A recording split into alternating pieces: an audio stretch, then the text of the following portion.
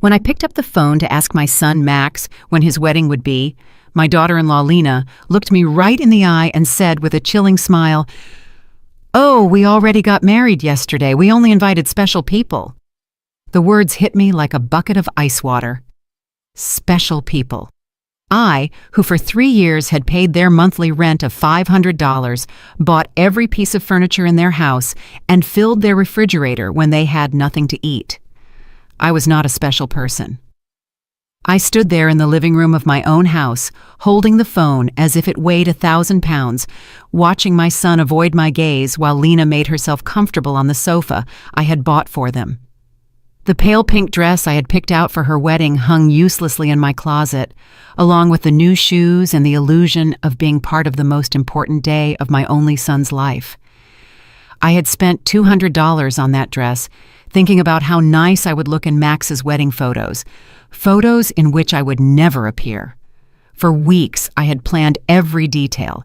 I had put money aside to give them $1,000 as a wedding gift. I had called my sister Diana in Chicago to tell her the good news. I had cleaned my house from top to bottom, thinking they might come celebrate with me after the ceremony. All of that collapsed in a second with those 4 poisoned words, "Only special people." Max finally lifted his gaze and said in a rehearsed-sounding voice, "Mom, it was an intimate thing, very small, just the 2 of us, and the witnesses." But I knew it was a lie. I saw the photos on social media. I saw Lena's parents proudly posing next to the bride and groom. I saw her siblings toasting with champagne. I saw Lena's white dress, which I had helped finance with the $800 I had given her last month for her personal expenses. I saw everything I wasn't supposed to see. A week later, exactly 7 days after that humiliation, Lena called me with a completely different voice. She was no longer the confident woman who had excluded me from her wedding. Now she sounded desperate, almost pleading. "Renate, the rent is overdue. The landlord is pressuring us and says if we don't pay this week, he will kick us out. You forgot to make the transfer." Her voice trembled slightly, as if the world were ending. I was silent for a few seconds, remembering all the times I had run to the bank to make that transfer. All the times I had canceled my own plans to make sure they had a roof over their heads. All the times I had eaten beans and rice so I could give them money for their desires. And now, after they had excluded me from the most important moment of their lives, they had the audacity to call me as if nothing had happened. "Lena," I said with a calm that surprised even me, "didn't I warn you that I only help special people?" The silence on the other end of the line was so deep that I could hear my own heart beating. For the first time in years, it was not I who was trembling, but her. "Renate, I don't understand," she stammered. "We were always special to you. You're like a second mom to me." Lies. All lies. Wrapped in that sweet voice she only used when she needed something.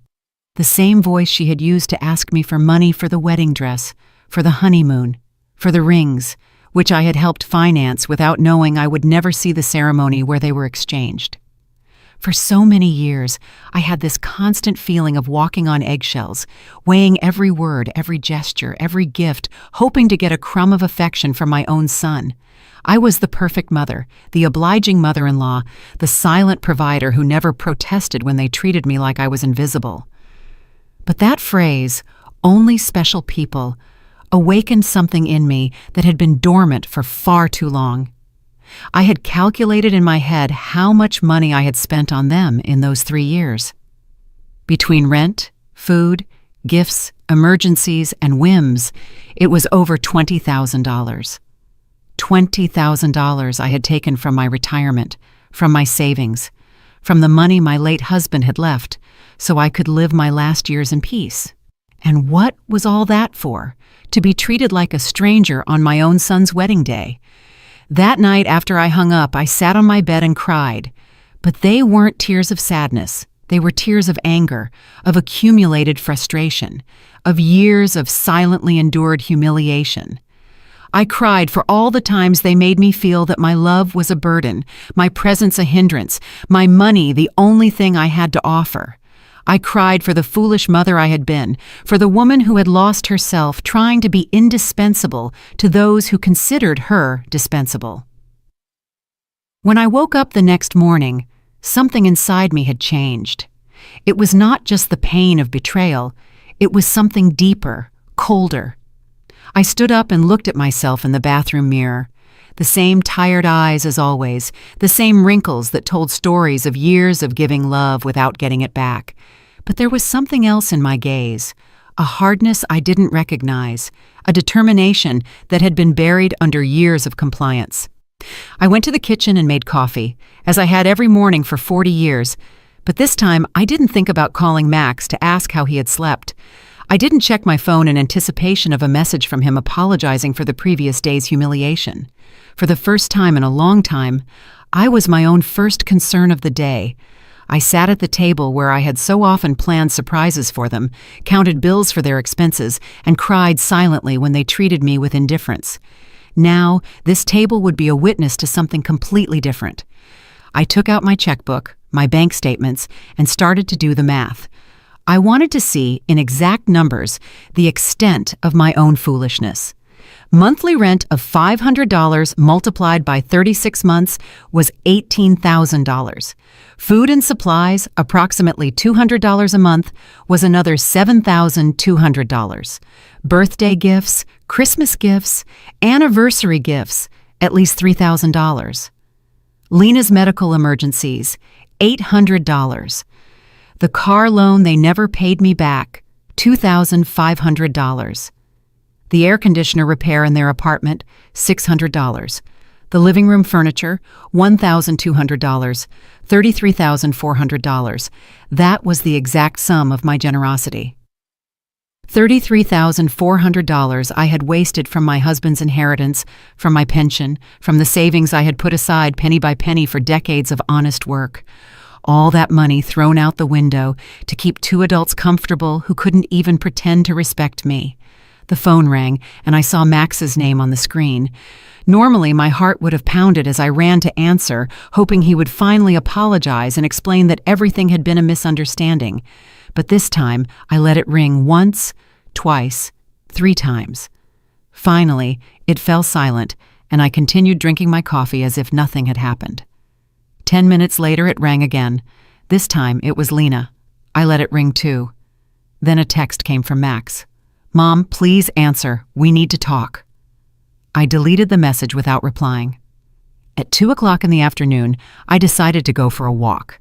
I hadn't done that in months without a specific purpose, without an errand related to them. It was always the bank for transfers, the supermarket to buy them something they needed, the pharmacy for Lena's medications. Today, I went for a walk just because I wanted to. I walked past the park where I had often taken Max as a child. I remembered that sweet boy who hugged me tight and said I was the best mom in the world. When had he become this man who treated me like an ATM with feelings? When did I start confusing love with money? When did I start to believe I had to buy my own son's affection?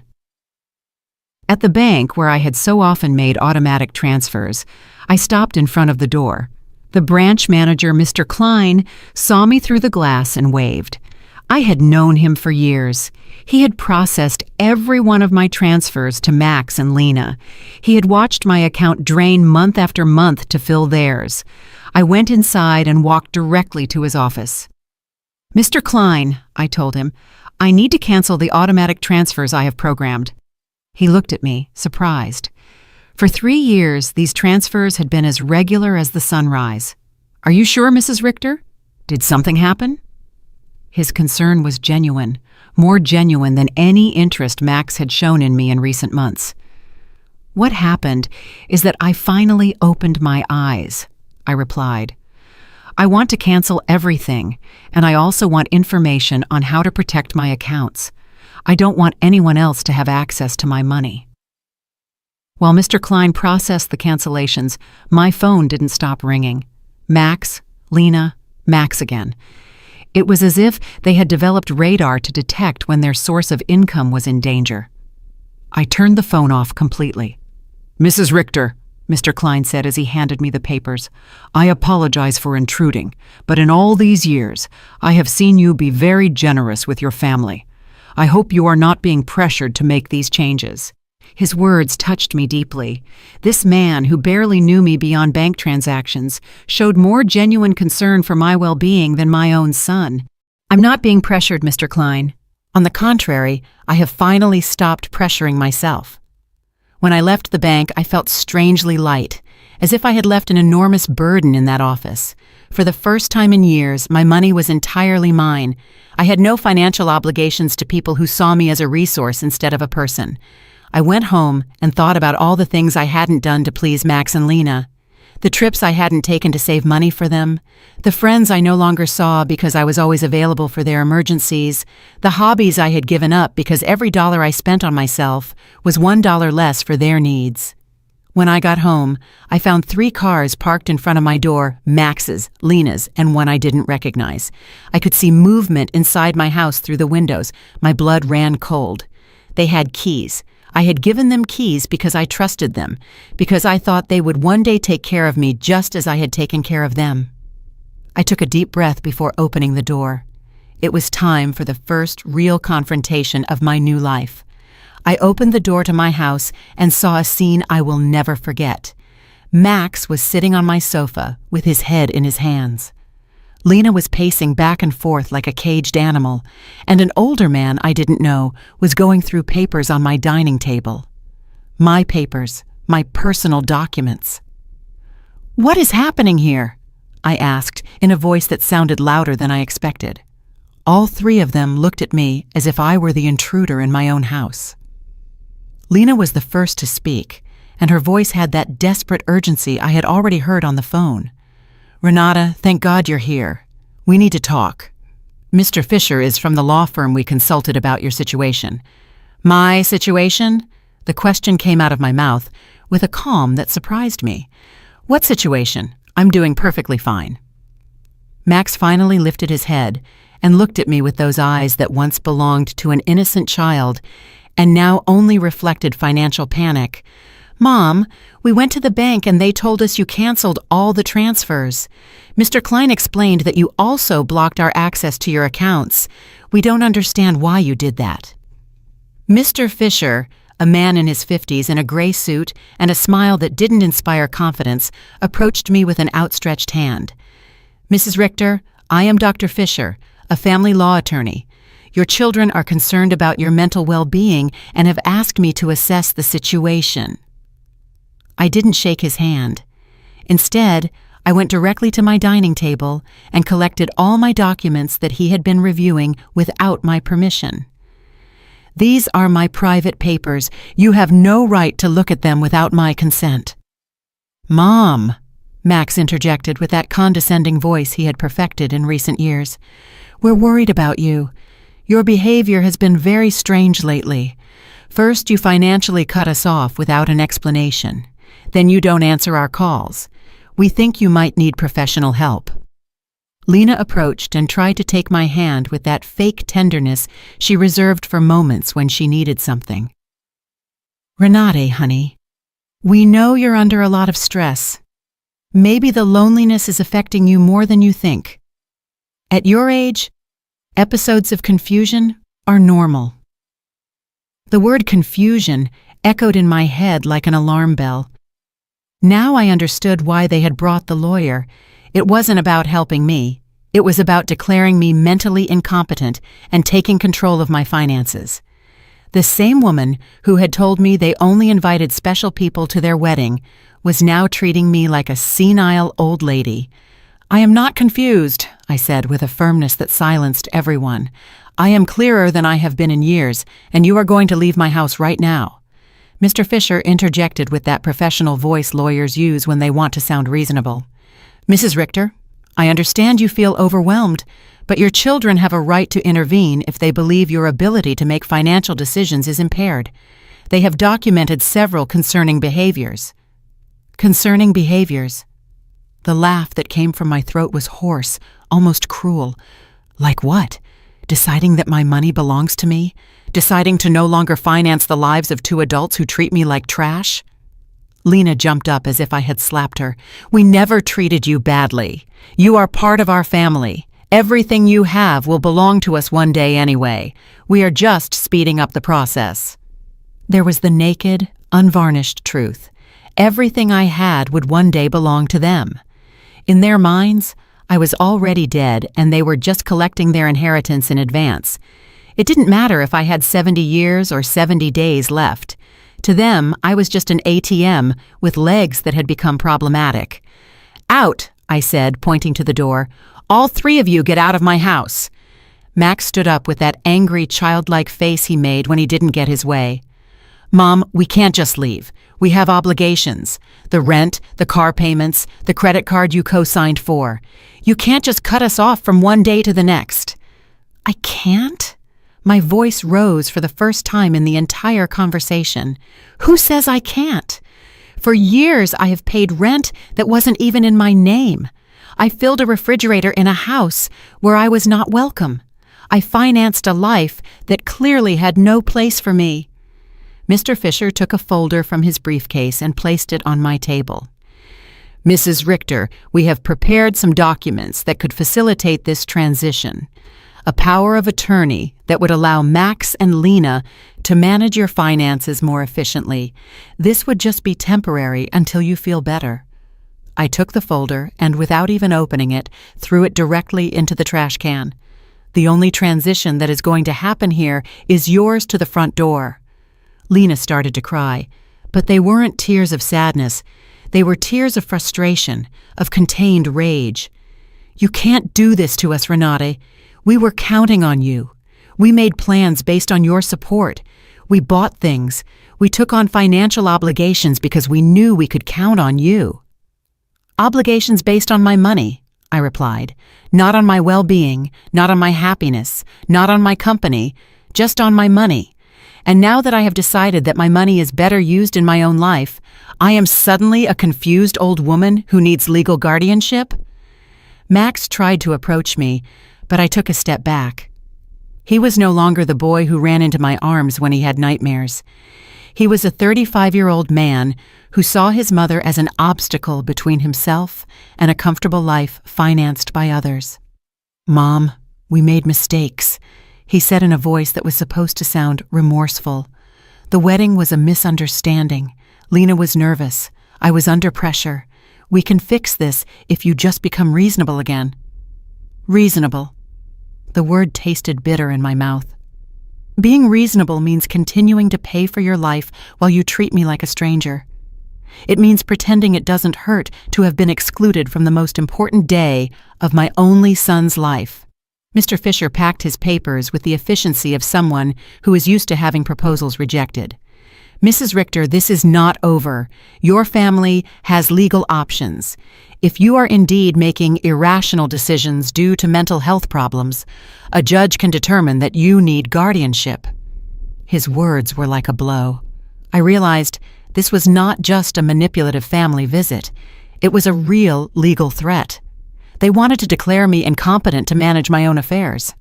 "Mr. Fisher," I said, looking him directly in the eyes, "I suggest you do your research thoroughly before you threaten a 71-year-old woman who has managed her finances flawlessly for 40 years, who raised her son alone after the death of her husband, who ran a household and worked honorably until retirement, and who until last week financially supported two completely capable adults." Lena stopped crying and looked at me with a coldness that finally showed her true face. "This won't stay like this, Renate. We have rights and lawyers too." "Perfect," I replied. "Hire all the lawyers you want, with your own money, of course, because mine is no longer available to finance your legal tantrums." The three of them walked to the door with the wounded dignity of people who are not used to being told no. Before he went out, Max turned to me one last time. "Mom, this is going to end very badly for you. You're going to end up alone, with no one to take care of you when you really need it." "Max," I said with deep sadness, but also with crystalline clarity, "I am already alone. The difference is that now it's by my own choice, not by your neglect." As I closed the door behind them, I stood in my living room, surrounded by the most beautiful silence I had heard in years. It was the silence of freedom.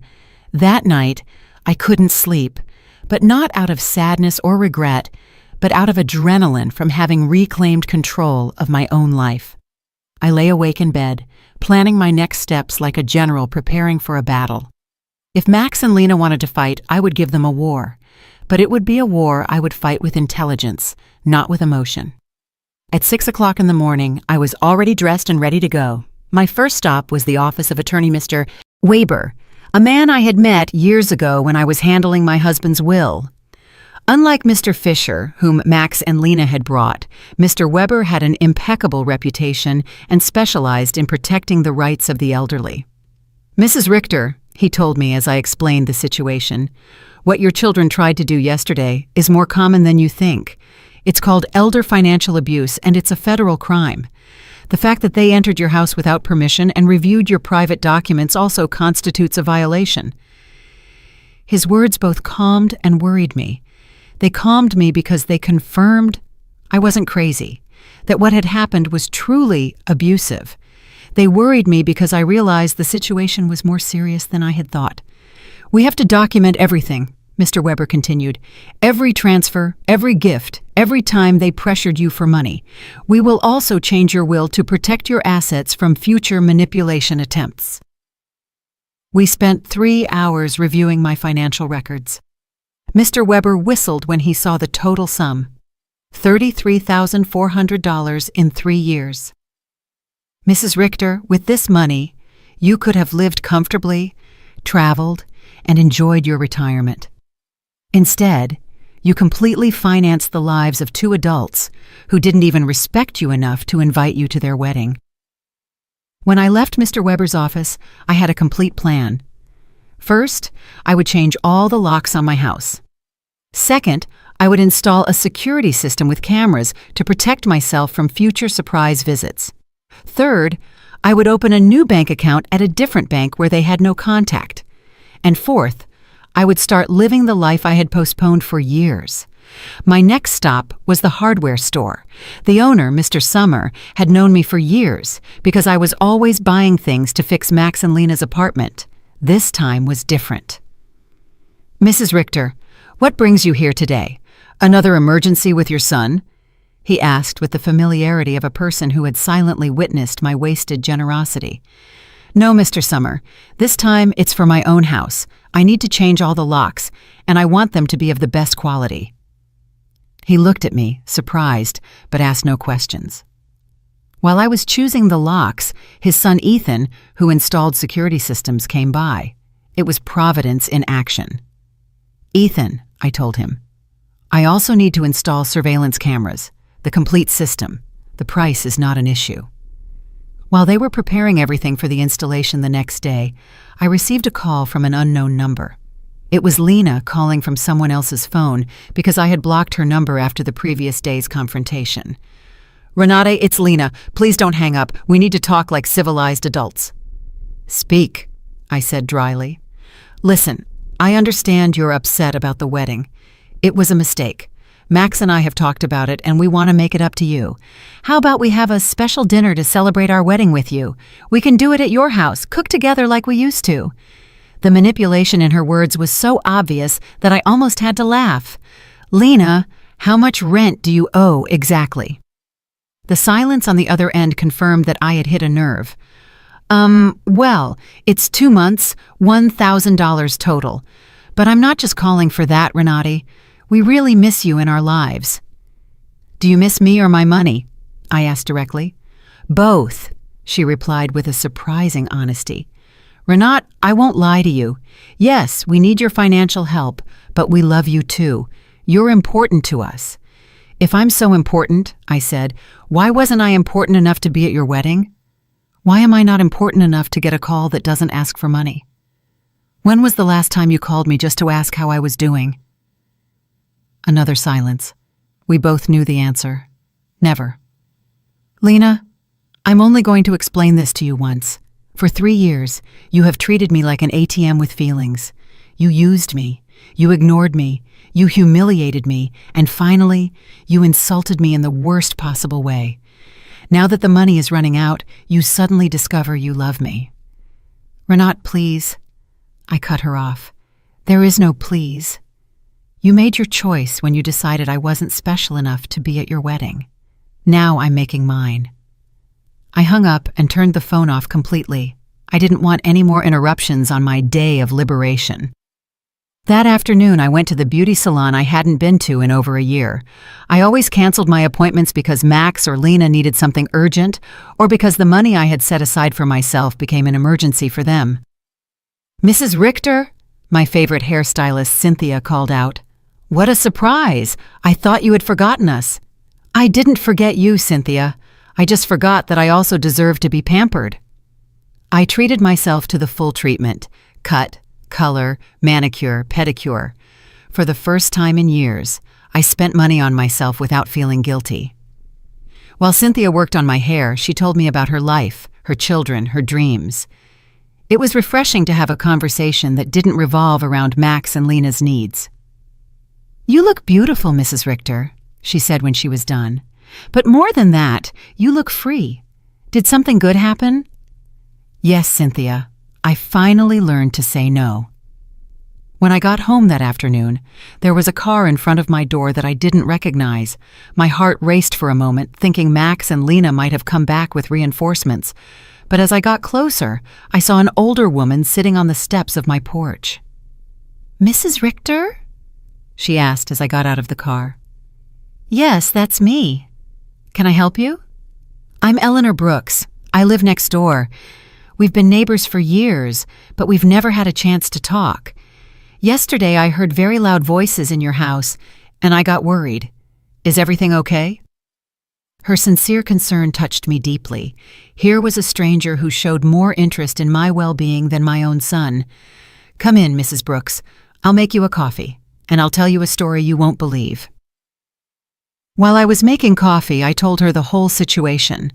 Eleanor listened without interrupting, nodding occasionally, and when I finished my story, her eyes were filled with tears.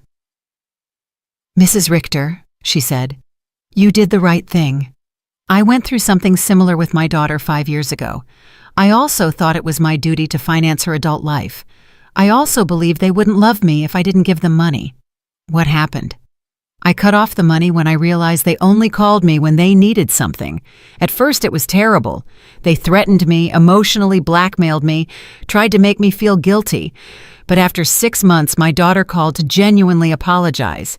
Now we have a real relationship based on love, not on money." Her words gave me hope and confirmed that I had made the right decision. "Do you think Max and Lena will understand one day?" "Maybe yes, maybe no," she answered honestly. "But that's no longer your responsibility, Mrs. Richter. Your responsibility now is to live your own life."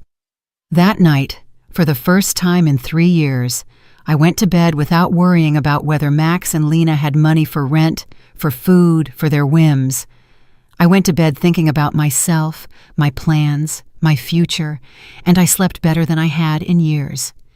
The next day, Ethan and Mr. Summer came at 8 in the morning to change the locks and install the security system.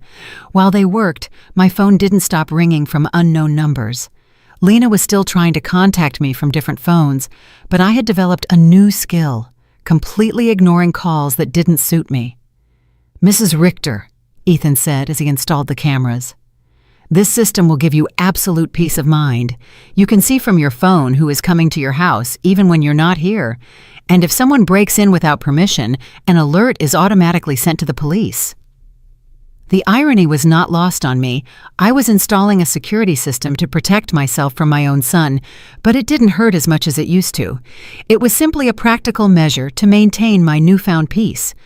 While they were working, I decided to do something I hadn't done in years: call my sister, Diana, in Chicago. We had lost touch because every time we talked, I would tell her about Max and Lena's successes, about how much money I had spent on them, about how proud I was to be able to help them. I now realized that our conversations had become financial reports disguised as family news. "Renate," Diana answered, surprised. "Sister, how are you? We haven't spoken in months." "I'm good, Diana. Better than good. I'm calling you to tell you that I've finally come to my senses.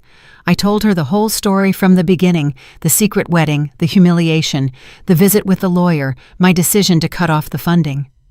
Diana listened to me in silence, and when I was done, her answer surprised me. Renate, sister, it was about time. Every time we spoke, it broke my heart to hear you brag about how much money you gave them, as if love could be measured in dollars. I wanted to tell you something, but I didn't know how. What did you want to tell me? That Max never spoke lovingly about you when I saw him at family gatherings.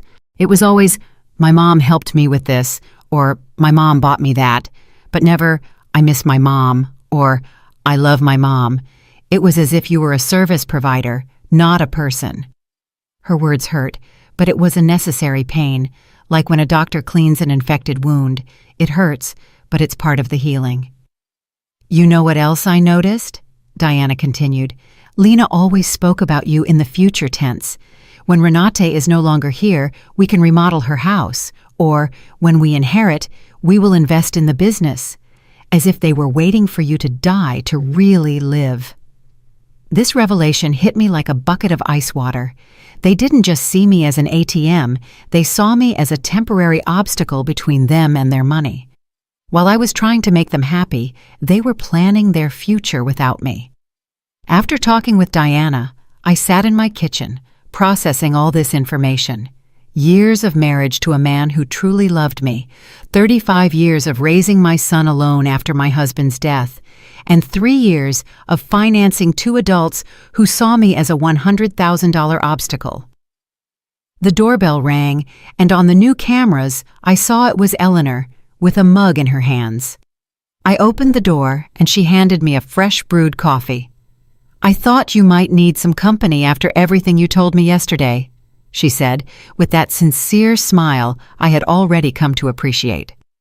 We sat in my living room, and Eleanor told me more details from her own experience.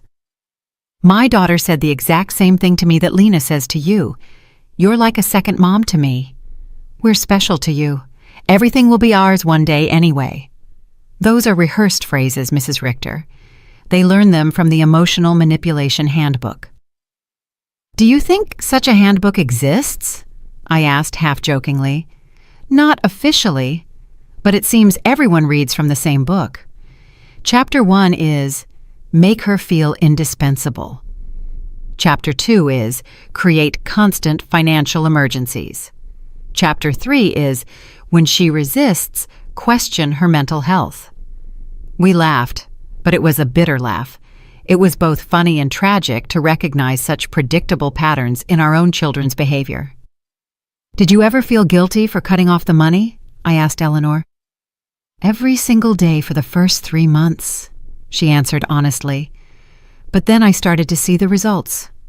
My daughter had to get a second job. Her husband stopped playing golf every weekend and started looking for extra work. They learned to live within their means, and more importantly, they learned that I was a person, not a resource. That afternoon, I decided to do something I had postponed for years: visit my husband's grave. I always made excuses not to go because Max or Lena needed something urgent, or because the taxi fare was better invested in one of their emergencies. The cemetery was quiet and beautiful. Robert's grave looked a bit neglected because I hadn't been there to clean it in months. I sat on the grass next to his headstone and talked to him as if he were alive. Robert, my love, I think I lost myself for a while. After you left, I put all my energy into Max. I wanted to be the best mother in the world, thinking somehow he would grow up without a father. But I think in the process, I forgot to be myself. The wind blew gently, and for a moment, I felt like he was listening to me. Our son has become someone I don't recognize. Or maybe he was always like this and I didn't want to see it. His wife is, well, you know how she is. The money you left for me to live peacefully, I spent it taking care of them. But not anymore, my love. I have learned. I cleaned his grave, replaced the withered flowers with new ones, and stayed there for another hour, simply enjoying the peace. For the first time in years, I was not in a hurry to get home to solve a crisis for Max and Lena. When I got home, there were 3 cars parked in front of my door again. My heart raced, but this time I was prepared. The cameras showed me that it was Max, Lena, and two other people I didn't recognize. Everyone seemed agitated, talking to each other and pointing at my house. I didn't get out of the car. Instead, I called Mr. Weber, my lawyer.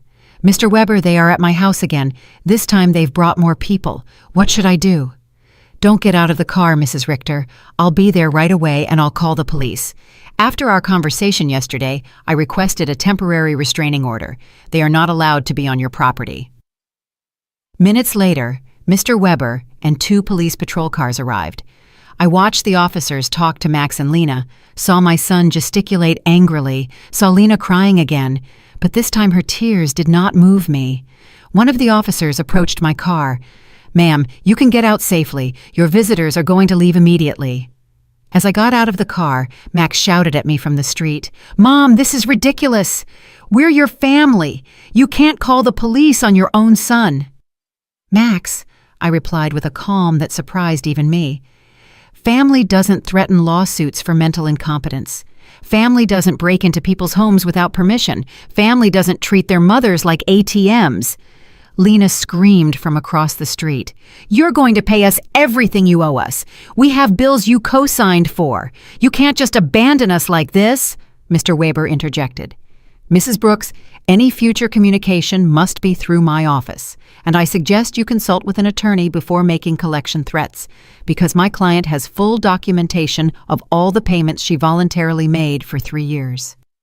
I watched them drive away in their cars, defeated but not giving up.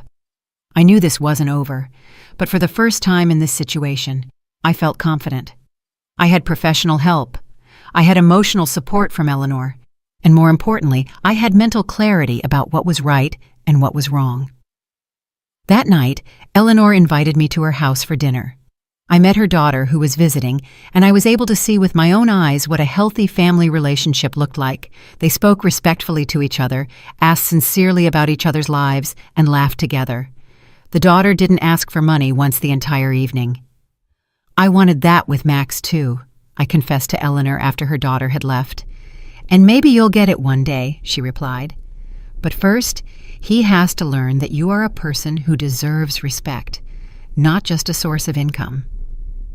For the first time in weeks, I went to bed feeling hopeful about the future. The next few days were strangely peaceful. The surveillance cameras showed me that Max and Lena were driving past my house several times a day. Sometimes slowly, sometimes they parked for a few minutes, but without getting out. It was as if they were studying my routine, looking for the perfect moment for their next move. Mr. Weber had advised me to document every one of these visits, so I kept a detailed log with the date and time. "Their persistence will work in our favor," he had said. "Every time they show up after we've told them not to approach, it strengthens our case for a permanent restraining order." On Friday morning, I was calmly having breakfast when the doorbell rang. The cameras showed me a very well-dressed young woman with a folder in her hands and a professional smile. I didn't recognize her, but something about her posture told me it was not a social visit. "Good morning, Mrs. Renati Richter," she said as I opened the door. "I am a social investigator from the Office of Senior Services. We have received a report that you may be in an at-risk situation and we need to conduct a wellness check." My blood ran cold. Max and Lena had escalated the situation. It was no longer just threats from private lawyers. Now they had involved the government. "Can I see your ID?" I asked, trying to stay calm. "Of course." She showed me an official ID that looked genuine. "I am social worker Mrs. Schmidt. Can I come in and talk to you?" I let her in, knowing that a refusal would have been worse for my case. Mrs. Schmidt sat down in my living room and took a form out of her folder. "Mrs. Richter, we have received reports that you have shown significant changes in your financial behavior, that you have cut off communication with your family, and that you have shown signs of paranoia by installing unnecessary security systems. We were also told that you have refused medical and legal help from your loved ones." Every word had been carefully chosen to make me sound like a mentally disturbed old woman. I recognized Lena's handwriting in the wording. She had always been skilled at manipulating words to get what she wanted. "Miss Schmidt," I said with all the dignity I could muster, "I would like to call my lawyer before answering any questions." Ma'am, this is not a legal interrogation. It's a wellness check. If you have nothing to hide, it should not be a problem to speak with me. The phrase, "if you have nothing to hide," infuriated me.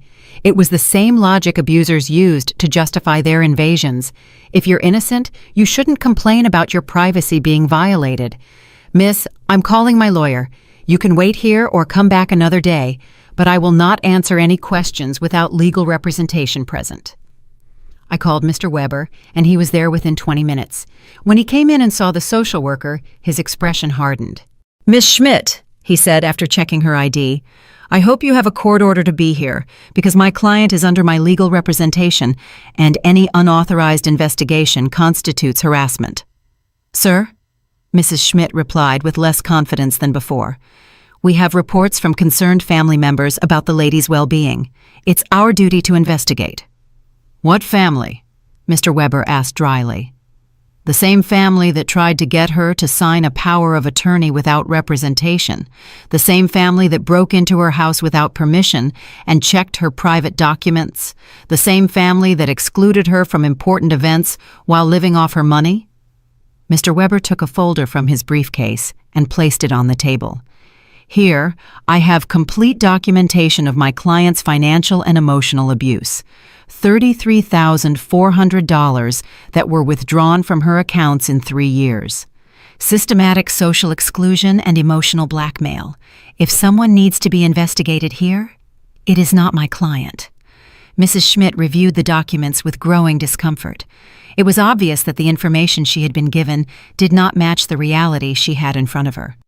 "Mrs. Richter," she said finally, "can you explain to me why you so abruptly stopped financial support for your son?" "Because I finally discovered they were using me," I replied simply. "Because I realized that to them, I wasn't a mother, but a bank account. Because I was tired of financing the lives of people who saw me as an obstacle." "But don't you feel it's your responsibility to help your family?" The question outraged me. "Miss Schmidt, my responsibility as a mother was to raise my son until he was 18, to educate him, and to give him the tools to be an independent adult. My son is 35 years old, married, and perfectly capable of supporting himself. Financing his adult life is not my responsibility. It is my choice, and I have chosen not to do so anymore." Mr. Weber interjected. "Miss Schmidt, would you consider it normal for a 35-year-old adult to be unable to pay his own rent without the help of his 71-year-old mother?" Mrs. Schmidt did not answer right away. I could see she was reevaluating the entire situation. "Mrs. Richter," she asked after a moment, "do you manage your own finances completely? I can show you my bank statements, my investments, my tax payments. Everything is current and in order. Do you live independently? As you can see, I keep my house clean. I take care of myself physically. I drive my own car. I have healthy social relationships with my neighbors. Do you take any medication?" "Just vitamins and occasionally aspirin. I don't have any medical conditions that require medication." Mr. Weber added, "My client has just undergone extensive medical exams as part of our legal process. She is in perfect mental and physical condition." Mrs. Schmidt closed her folder and sighed. "Mrs. Richter, based on this conversation and the documentation I have reviewed, I see no indication that you are at risk or in need of intervention. I will close this case." After she left, Mr. Weber and I remained silent for a few minutes. "Renat," he said finally, "this is going to continue to escalate. Max and Lena are spending money they don't have to hire professionals to try to have you declared incompetent." "Does that mean they are desperate?" "It means that exactly. What else can they do?" "They can file a lawsuit for incompetence. It's expensive and hard to win, but if they find a sympathetic judge and a psychiatrist willing to testify in their favor, they could get a guardian assigned." The thought terrified me. "They could take control of my money?" "They could try, but we have solid evidence that you are completely competent and that they are motivated by greed and not by genuine concern." That afternoon, I called Diana to vent. "Sister," she said after hearing my story, "do you notice how far they are willing to go for money? They are risking family relationships, spending money on lawyers and doctors, destroying their own reputation. all to get access to your bank account again." Her words made me think. Max and Lena had completely revealed their true nature. There was no going back. There was no possibility of a genuine reconciliation. To them, I had never been a mother or a respected mother-in-law. I had always just been money on legs. This revelation, although painful, was also liberating. I no longer had to wonder if I was making the right decision. I no longer had to feel guilty for protecting myself. They had proven for themselves that my emotional and physical well-being was less important to them than my money. That evening, Eleanor came to visit with a surprise. She had invited her friends from the garden club to meet me. "Renate," she introduced me. "These are my friends Cynthia, who you already know from the salon, Maria, Carmen, and Elfrida. We have all been through similar situations with abusive family members." We spent the evening sharing stories. Maria had had to set boundaries with a brother who constantly asked her for money. Carmen had cut off her relationship with a daughter who only visited when she needed money. Elfrida had had to change her will after she found out her grandchildren considered her their retirement plan. "What hurts me the most," I confessed, "is not losing the money I gave them, but realizing that I never had the love I thought I had." "Renate," Elfrida said with the wisdom of her 80 years, "true love cannot be bought or sold. If you had to pay for it, it was never real." Her words were balm for my wounded soul. She was right. I had bought attention, not love. I had financed an illusion. "You know what I've discovered?" I said to my new friends. "That loneliness, surrounded by people who don't love you, is worse than being lonely on your own. At least now, when I am alone, I am in good company." Everyone laughed, and we toasted to our newfound wisdom. That night, after my new friends had left, I sat in my garden, thinking. The stars shone brighter than ever, or perhaps I was seeing them with clearer eyes. For the first time in my adult life, I was completely alone financially. I had no dependents, no financial obligations to anyone but myself. And instead of scaring me, this reality excited me. I could travel when I wanted. I could remodel my house. I could buy myself nice clothes. I could donate to charities that were important to me. I could invest in my own future instead of financing the present of ungrateful people. Freedom tasted like hope, and for the first time in years, I wanted to plan my future. A month after the psychiatrist's visit, I thought I had finally won the war. I had settled into a beautiful routine. I calmly had breakfast and read the newspaper. I tended to my garden, had lunch with Eleanor or one of my new friends, and in the afternoons, I devoted myself to activities I had given up for years. I had started painting again, something I was passionate about before I became Max and Lena's personal financier. But on a Thursday morning, while I was painting flowers on my new easel, Mr. Weber came to my house with a grim expression that made my blood run cold. "Renate, we need to talk. Max and Lena have filed a formal lawsuit for mental incompetence in family court. They are requesting to have a legal guardian assigned to you." The words fell on me like stones. I knew it was a possibility, but hearing it out loud made it terrifyingly real. "Does that mean they can take control of my money?" "If a judge determines that you are unable to manage your affairs, yes, he could place Max as your legal guardian, which would give him full control over your finances." I sat down heavily on my sofa, feeling the weight of the deepest betrayal I had experienced in my life.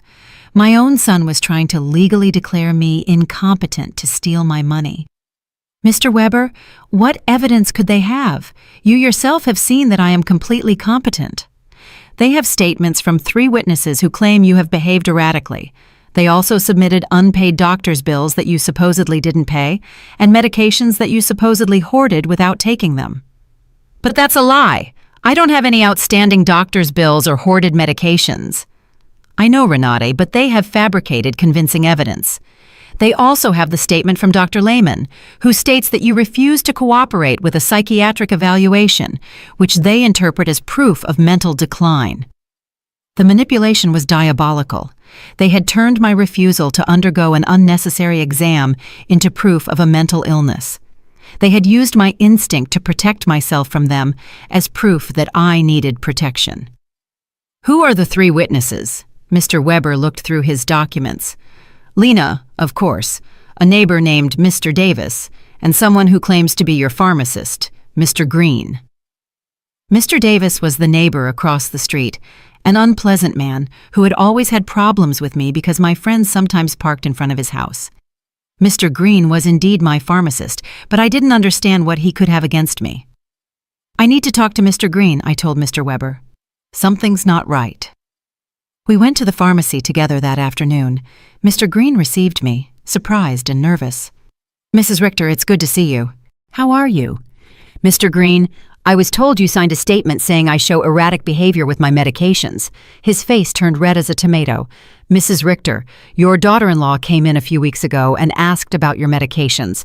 She said she was worried because you were acting strangely." "And what did you tell her?" "I explained to her that you only buy vitamins and occasional aspirin, that you don't have any regular medical prescriptions, but she insisted that this was proof that you weren't taking adequate care of your health." Mr. Weber interjected. "Mr. Green, did you sign a paper?" She brought a document that said I was confirming that Mrs. Richter had irregular medication purchases. I thought it was for her health insurance or something. I didn't know it was for a lawsuit. My own pharmacist had been tricked into signing something he didn't fully understand. Lena's manipulation knew no bounds. "Mr. Green," I said, "I need you to write a statement explaining exactly what happened and clarifying that I have no problems with medications." "Of course, Mrs. Richter, I am terribly sorry for this misunderstanding." After the pharmacy, we went to confront Mr. Davis. When we knocked on his door, he received us with obvious hostility. "What do you want, Mr. Davis?" Mr. Weber said. "I understand you signed a statement about my client's behavior." "And you're right, I did. That woman is crazy. She's been acting strange for weeks." "Can you be more specific about the behaviors you observed?" "Installing cameras as if she lived in a war zone, having strangers visit all the time, yelling at her family in the street." I realized Mr. Davis had taken everything out of context. The cameras had been installed for protection. The strangers were my new friends. The yelling was me defending my house from Max and Lena's invasions. "Mr. Davis," I said, "do you know why I installed the cameras?" "No, and I don't care." "To protect myself from my son and daughter-in-law, who broke into my house without permission and threatened me." "That's what a crazy person would say," he replied cruelly. There was no way to reason with him. His statement was based on superficial observations, maliciously interpreted. That evening, Mr. Weber and I sat down to plan our defense. "Renate, we need our own psychiatric evaluation. I have a colleague, Dr. Moore, who is an expert in assessing mental capacity.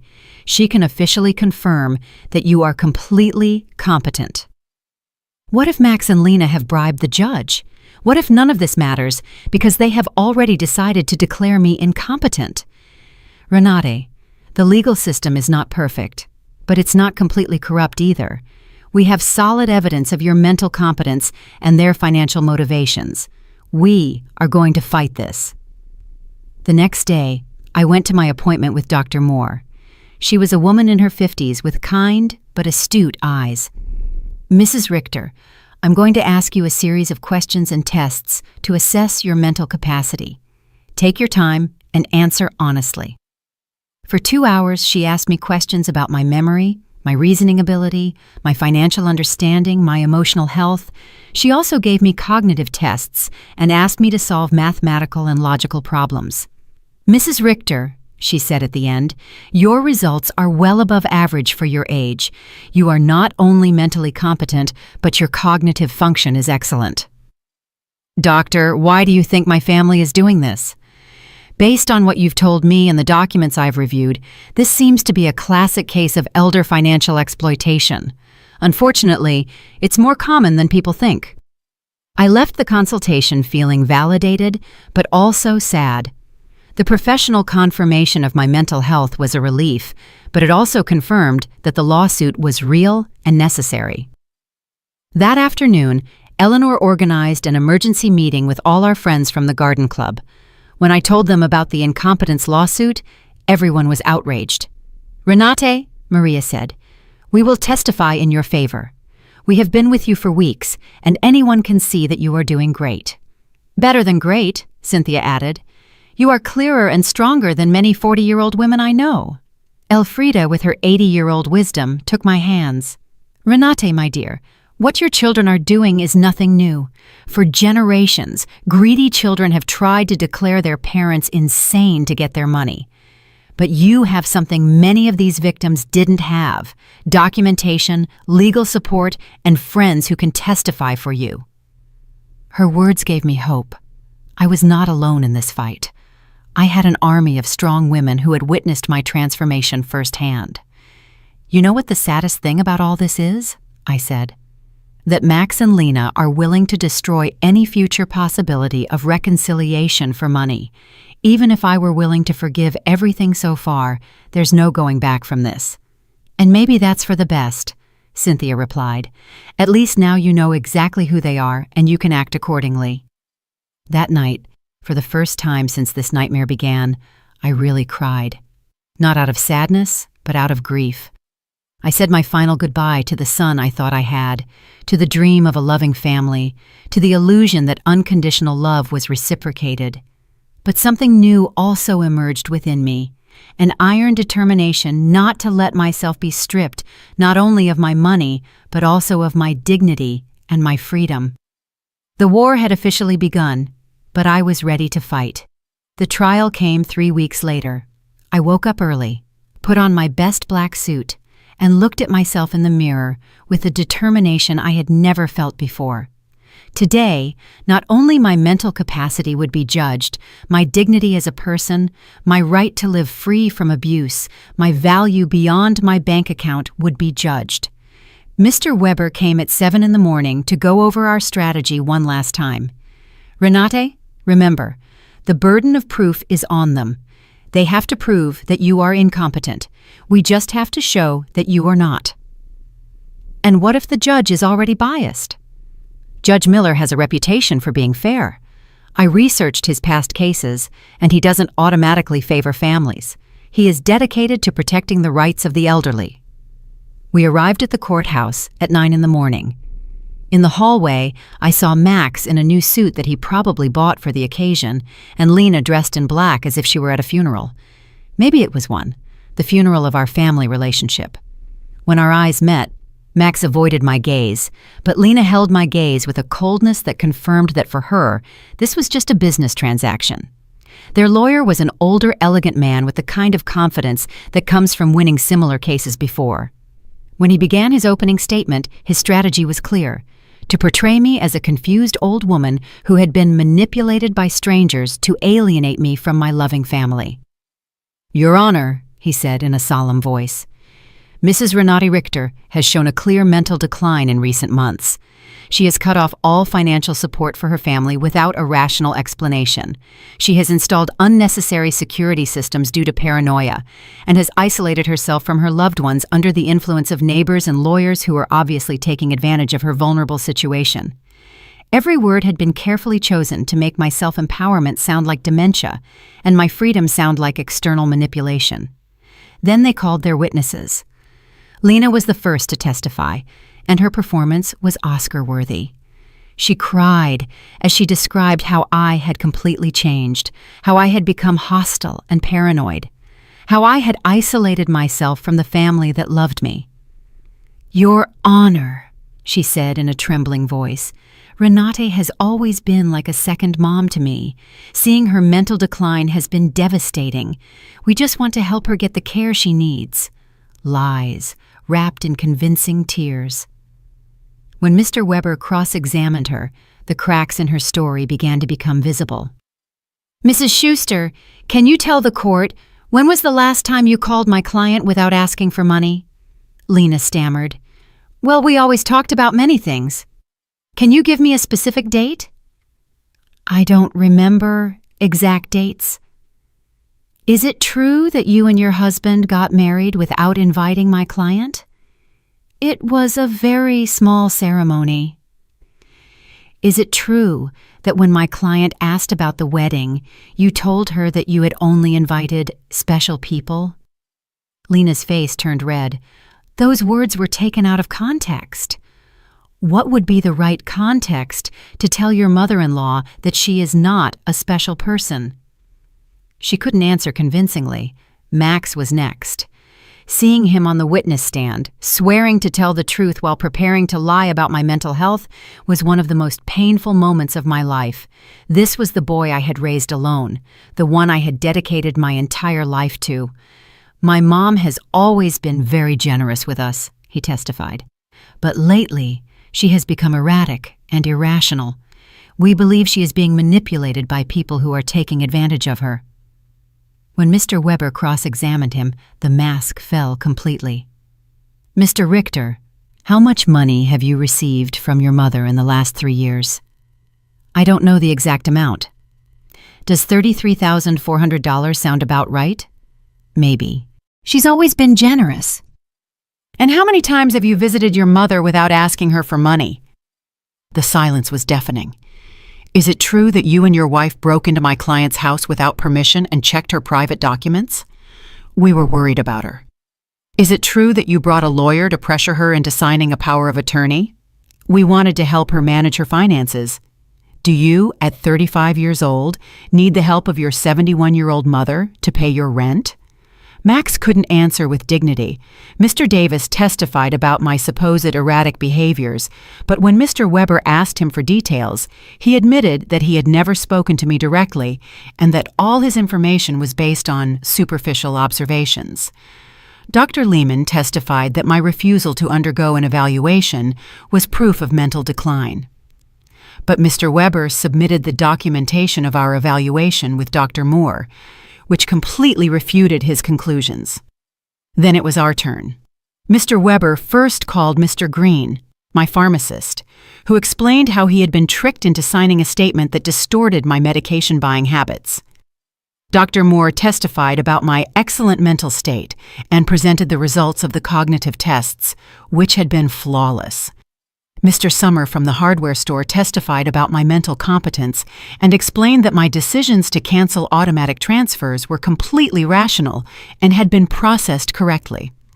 Eleanor and my friends from the garden club testified about my clarity, my newfound vitality, and my ability to maintain healthy social relationships. Finally, it was my turn to testify. I stood up with dignity and walked to the witness stand, feeling the weight of 71 years of experience, of wisdom gained through pain, of strength discovered in adversity. Mr. Weber guided me through my testimony, letting me tell my whole story. The $33,400 spent in 3 years, the humiliation of being excluded from the wedding, the constant emotional manipulation, the violation of my privacy, the legal threats. Mrs. Richter, Mr. Weber finally asked, why did you decide to stop financial support for your son and daughter-in-law? Because I finally understood that what I was getting from them was not love, I replied in a clear, loud voice. It was a commercial transaction disguised as a family relationship. My money was welcome, but I, as a person, was not. Do you regret your decision? I only regret that it took me so long to make it. Max's lawyer tried to make me appear confused during his cross-examination, but I answered every one of his questions with clarity and precision. When he tried to imply that my new friendships had manipulated me, I explained to him that for the first time in years, I had relationships based on mutual respect and not on financial interest. In his closing argument, Max's lawyer insisted that I was a victim of external manipulation. Mr. Weber's rebuttal was devastating. Your Honor, what we have seen here is not the case of an incompetent old woman, but that of a woman who has finally found the strength to free herself from years of financial and emotional abuse. The plaintiffs have presented no real medical evidence of mental incompetence. What they have presented is frustration, because their source of income has decided to exercise her legal and moral right to protect her own resources. Judge Miller retired to deliberate for 2 hours that felt like 2 years. When he came back, his expression was serious but clear. After reviewing all the evidence presented, he began, it is obvious to this court that Mrs. Renate Richter is in full possession of her mental faculties. Professional psychiatric evaluations confirm her cognitive competence. Her financial decisions, as painful as they may be for her family, are completely rational and within her rights. My heart began to beat faster. Furthermore, the judge continued, the evidence suggests that this lawsuit is motivated by financial interest rather than by genuine concern for Mrs. Richter's well-being. The court completely denies the request for guardianship. I had won. I had not only won the lawsuit, but also my freedom, my dignity, my right to live free from the abuse of those who supposedly loved me. When we left the courthouse, I saw Max and Lena talking angrily with their lawyer. Lena gave me a look of pure hatred before she walked away. Max looked at me one last time, and for a second, I saw something that could have been regret, but it was already too late. That night, Eleanor organized a celebration at my house with all our friends.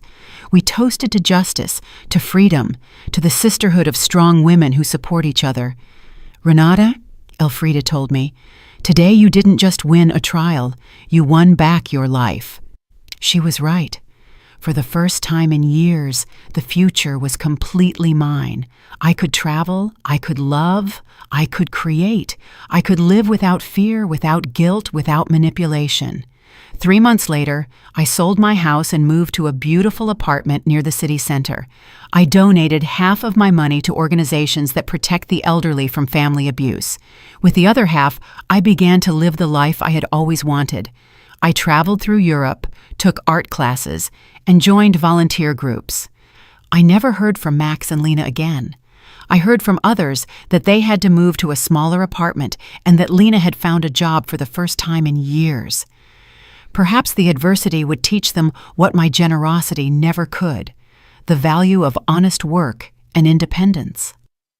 Some nights, when I look at the stars from my new balcony, I think about the woman I was a year ago, fearful, manipulated, believing I had to buy love. That woman is dead, and in her place, someone has been born who has understood a fundamental truth. True love never has a price, and freedom is never too expensive. My name is Renate. I am 72 years old, and I have finally learned that the most important person I have to love and protect is myself. If you liked my story, you can support me by making a donation so I can write more stories. Thank you in advance. And you, what would you do in this person's place? I would love to hear your opinion, so please share it with me in the comments. I'm always curious about what you all think. And also write me where you heard this story. For more life stories like this, like the video, and subscribe to my channel. There are many other stories waiting for you. With heartfelt greetings until next time, M.